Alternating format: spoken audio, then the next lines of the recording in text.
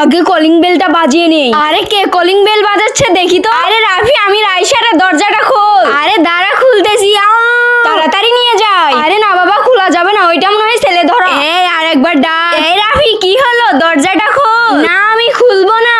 এইভাবে একে পটানো যাবে না, চলো আমার সঙ্গে। আমি পড়তে বসি। বিড়ালটাকে এটার উপর রেখে দে।